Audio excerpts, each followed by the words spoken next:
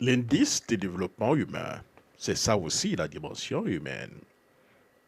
14 ans au pouvoir, c'est ainsi que le Premier ministre néerlandais, M. Mark Rutte, a quitté ses fonctions après avoir achevé la cérémonie donc de passation officielle du pouvoir à son successeur, Dick Schoof. Il est parti sans être accompagné par des gardes et une flotte de véhicules. Mais il a quitté le bâtiment à vélo et est rentré seul chez lui. Il n'a pas voyagé hors du pays par crainte. Ziens allemaal, hoi hoi. Heel veel succes.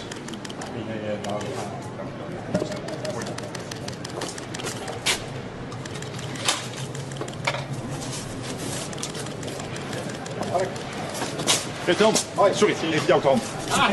Excuus. Sorry. Hoi.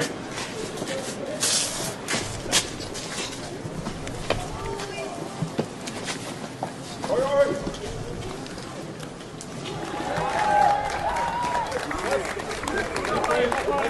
hoi. Ziens allemaal, hoi hoi. Je suis donc allé à la cérémonie du Kwi Bohara, signifiant libération, en Kenya, Rwanda.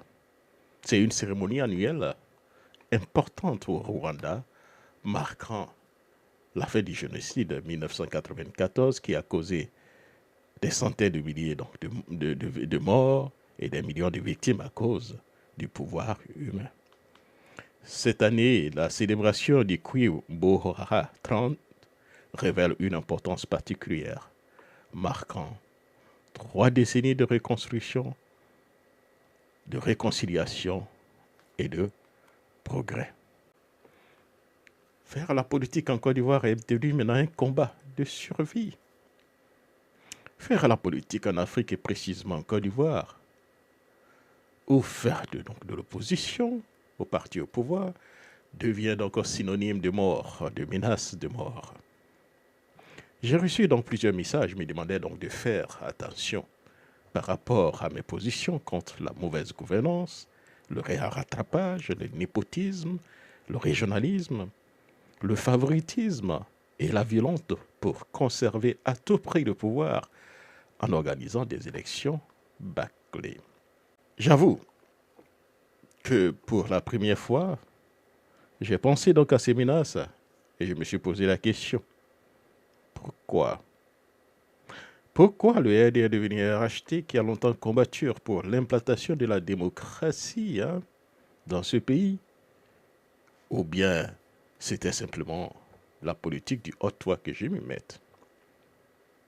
C'est triste et je suis de plus en plus convaincu que le combat pour la véritable implantation de la démocratie intégrale en Côte d'Ivoire devient plus que nécessaire.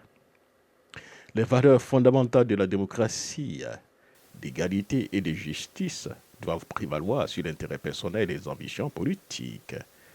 Il est impératif de continuer à lutter pour une gouvernance transparente et équitable où chaque voix compte et où l'opposition n'est pas réprimée par peur. J'avoue, le chemin est long et semé d'embûches. Mais pour l'avenir de la Côte d'Ivoire, ce combat est essentiel.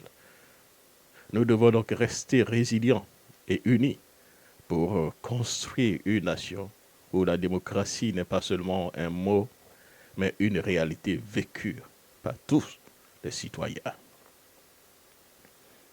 Et donc, Jacques Roger, l'humilité précède donc la gloire.